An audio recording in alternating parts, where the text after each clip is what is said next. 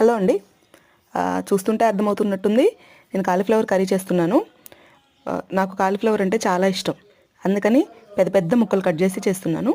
చాలా టేస్టీగా ఉంటుంది కాలీఫ్లవర్ కర్రీ. అయితే ఈ సీజన్కి ఇదే ఫస్ట్ టైం నేను కాలీఫ్లవర్ చేయడం. ఎందుకు అంటే మా ఊర్లో మొత్తం అందరూ కాలీఫ్లవర్ తోటలు ఎక్కువగా వేస్తారండి.